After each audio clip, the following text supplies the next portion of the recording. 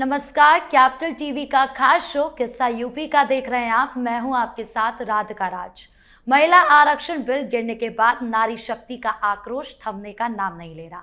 सड़कों पर विपक्ष के खिलाफ प्रदर्शन के बाद अब योगी भी आधी आबादी की आवाज बनकर मैदान में उतर गए हैं। सीएम योगी के नेतृत्व में लखनऊ में जन आक्रोश महिला पदयात्रा निकाली गई। इस दौरान सीएम योगी ने विपक्ष पर तीखा हमला बोला। उन्होंने उन्हें महिला विरोधी बताया। उन्होंने कहा कि समाजवादी पार्टी और कांग्रेस ने महिला आरक्षण का जश्न रोक दिया। दूसरी तरफ अखिलेश यादव ने पलटवार किया और सरकार पर भ्रम फैलाने का आरोप लगाया। इसी बीच एटीएस और एसटीएफ की टीमें भी लगातार एक्टिव नजर आ रही है। चाहे टेरर फंडिंग का मामला हो या नोएडा हिंसा का, सुरक्षा एजेंसियां सख्त एक्शन में जुटी हुई है। तो क्या कुछ चल रहा है, इसी पर चर्चा करने के लिए मेरे साथ मौजूद है कैपिटल टीवी के executive editor Rajeev Kumar. Sir, आपका बहुत बहुत स्वागत है। धन्यवाद। सब महिलाएं जिस तरीके से लगातार विरोध कर रही है, क्या ये विपक्ष को भारी पड़ेगा? देखिए, भारी तो पड़ रहा है।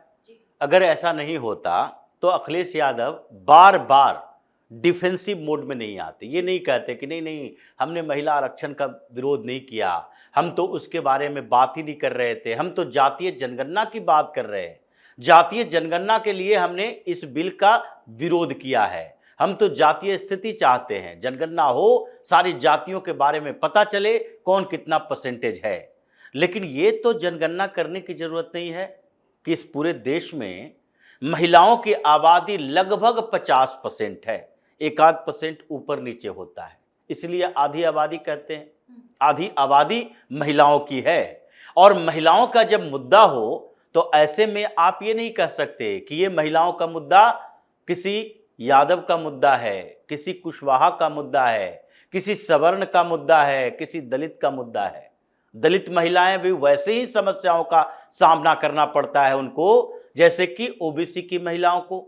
उसी तरीके की समस्याओं का सामना ये सवर्ण महिलाएं भी करती है। अगर कोर महिला मुद्दा हो कि महिलाओं को आगे बढ़ने का अधिकार है कि नहीं, महिलाओं को समानता का अधिकार है कि नहीं, महिलाएं समाज में किस लेवल पर जाकर रुक जाती हैं, महिलाओं को किससे दिक्कत होती है, यानी कि जब ये फाइट करने की बात होगी तो यहां तो महिला पुरुष की बात होनी शुरू हो जाएगी, तो महिलाओं को पुरुषों से लड़ना पड़ेगा, उस पुरुषवादी मानसिकता की राजनीति से लड़ना पड़ेगा। तो इसमें तो कोई जाति है नहीं, तो इसमें जातीय जनगणना की जरूरत क्या पड़ गई? अगर वुमेन रिजर्वेशन बिल आया है तो इसका मतलब है कि सारी जातियों की महिलाएं इकट्ठा होकर इसका विरोध करेगी, जो कि इस बिल को गिराया है। क्योंकि सारी महिलाओं की समस्या राजनीति में एक जैसी है कि उनका रिप्रेजेंटेशन बहुत कम है। वो अपने मुद्दे को उन सांसदों के सामने नहीं कह सकते या उसको तवज्जो नहीं देंगे जो उनके नेतृत्व की चर्चा नहीं कर पाते, जो उनको एक वोट का आधार नहीं मानते। जैसे मुस्लिम एक वोट बैंक है, यह माना जाता है कि पॉलिटिक्स में मुस्लिम एक वोट बैंक है, क्योंकि मुसलमान जातियों में विभाजित होते हुए भी पॉलिटिकली जातियों में विभाजित नहीं माना जाता। जब मुसलमानों का मुद्दा होता है तो मुस्लिम जातियां आपस में लड़ते हुए नहीं कहते कि नहीं नहीं शेखों की ये पार्टी है, ये खान की पार्टी है, ये पठानों की पार्टी है, ये सैयद की पार्टी है, या फिर ये कुंजड़ों की पार्टी है, ये नहीं होता। लेकिन यहां पर जब हिंदुओं की बात होती है तो भले ही ये लोग कह लेते हैं कि नहीं ये यादवों की पार्टी है, ये कोयरी कुर्मी की पार्टी कुशवाहा की पार्टी है, ये मौर्या की पार्टी है, ये निषाद की पार्टी है, ये दलितों की पार्टी है, ये जाटवों की पार्टी है। अब ये जिस तरीके से ये बटा हुआ है उसी तरीके से महिलाओं को भी बांट के रखा गया। लगभग ये मानकर चला गया कि जिस परिवार में जो पुरुष मतदाता होंगे उन्हीं के आधार पर महिलाएं मतदान करेगी। तो फिर इस महिलाओं के कोर मुद्दे का ध्यान किसके पास है?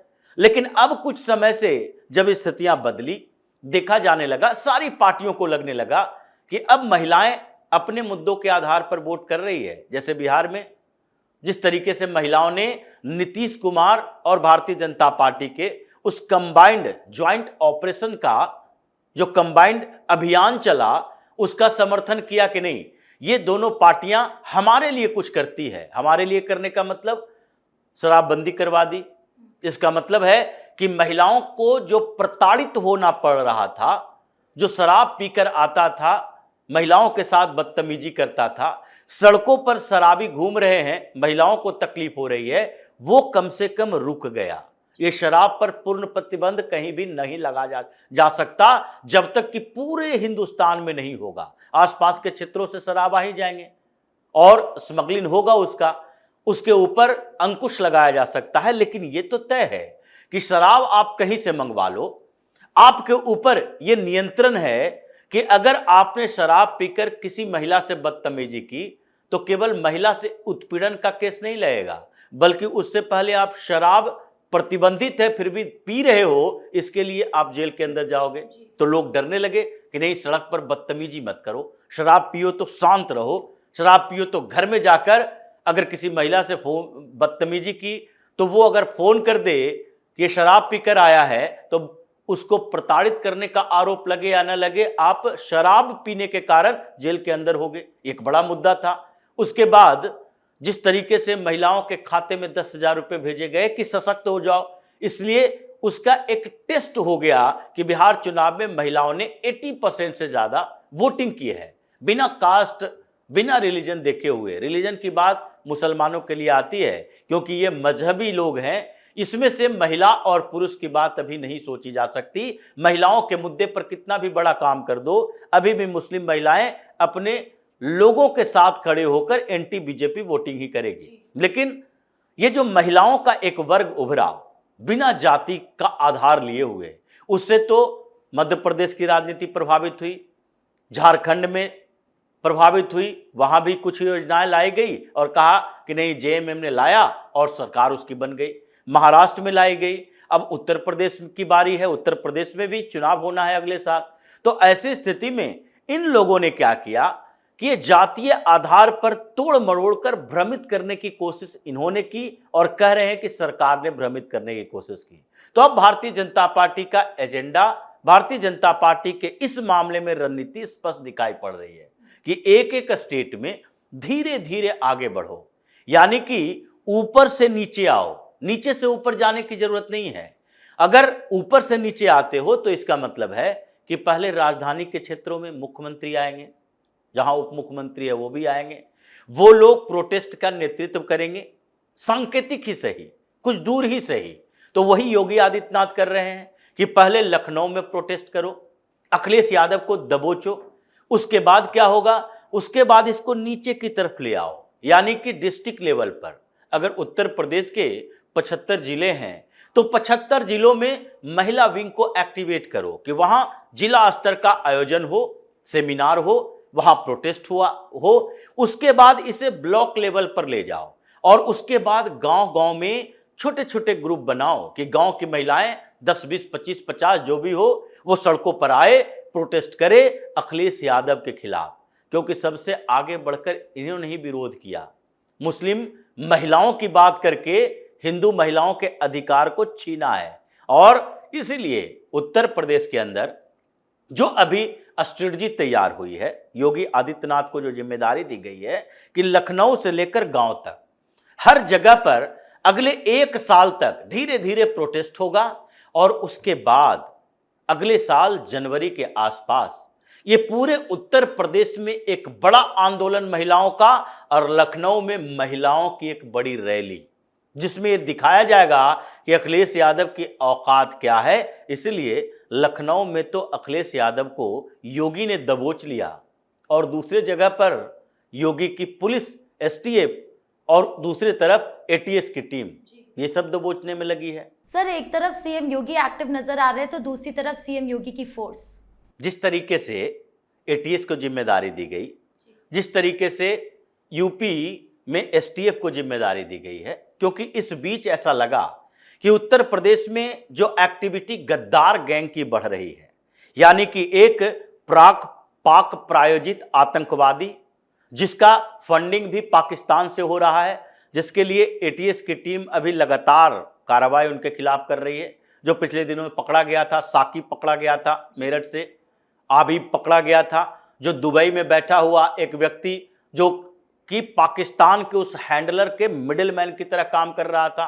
इन लोगों की गिरफ्तारी के बाद यह पता चला था कि उत्तर प्रदेश में कई जगहों पर विस्फोट करने की इनकी प्लानिंग थी और ये सोशल मीडिया के माध्यम से कुछ ऐसे लोगों को चुन रहा था जो इसके साथ जुड़ सके पैसा लेकर। इसलिए कुछ हिंदुओं को भी ट्रैप में लिया था और उसका पैसा पाकिस्तान से आ रहा था। ऐसे 8 अकाउंट को सील किया गया है जिसमें करोड़ों की फंडिंग चल रही थी। अब इसके बाद जो अभी फिर से एक देसी गद्दार गैंग सामने आया, यानी कि देश में रहते हुए ये देश के खिलाफ देश विरोधी गतिविधियों को अंजाम देने की कोशिश कर रहा था। कुछ अंजाम दे भी पाया, लेकिन बीच में योगी की पुलिस को ये लग गया कि नहीं, इसमें तो दाल में कुछ काला है। इसलिए इस पूरे नोएडा हिंसा में अलग अलग जगहों पर छापेमारी करके उस पूरे मनी ट्रेल को पकड़कर आनंद तक पहुंचा गया। आदित्य आनंद अभी हिरासत में है, उसके 2 दोस्त भी हिरासत में हैं और उसके भी अकाउंट चेक किए जा रहे हैं कि ये फंडिंग कहां से आई थी। जिस तरीके से एटीएस ने किया कि पाकिस्तान के हैंडलर से फंड जो आ रहे थे वो इन 8 अकाउंट्स में आ रहे थे और ये 8 अकाउंट से जो पैसे थे वो कहीं और ट्रांसफर होते थे, यानी कि उन लोगों को दिए जाते थे जो कि अभी जुड़ने वाला है। 1 लाख, 2 लाख, 2.5 लाख, इसी की रकम की बात एटीएस कर रही है कि अलग अलग अकाउंट में भेजे गए और करोड़ों रुपए का पैसा ये 8 अकाउंट में आए। उसी तरीके से आदित्य आनंद और उसके इर्द गिर्द के लोगों का मनी ट्रेल पकड़ा जा रहा है, क्योंकि अभी सबसे जरूरी है, कैश का कारोबार बहुत कम हो रहा, लेकिन ये जो अकाउंट ट्रांसफर के लिए कई सुविधाएं दे दी गई है, उसके कारण ये लोग कुछ फर्जी अकाउंट बनाते हैं, फंड का ट्रांसफर करते हैं और फिर उसी फंड का उपयोग ऐसे दंगों के लिए करते हैं। तो यूपी की फोर्स, जो योगी आदित्यनाथ ने खुली छूट दे रखी है कि ऐसे गद्दार लोगों के खिलाफ रेगुलर कार्रवाई करो जब तक कि इनकी कमर न टूट जाए। इसलिए परेशानी उन लोगों को भी है जो अभी योगी सरकार के खिलाफ बड़ी कॉन्स्पिरेसी करने की कोशिश कर रहे थे। जी, इस मुद्दे पर जानकारी देने के लिए आपका बहुत बहुत धन्यवाद। धन्यवाद। तो कुल मिलाकर महिला आरक्षण को लेकर विपक्ष और सरकार के बीच ये घमासान जारी है, तो वहीं दूसरी ओर सुरक्षा एजेंसियां भी बिना रुके काम कर रही है। तो इस खास शो में इतना ही। कैसा लगा वीडियो कमेंट बॉक्स में जरूर बताएं। वीडियो को लाइक करें, शेयर करें और चैनल को सब्सक्राइब करना ना भूलें। धन्यवाद।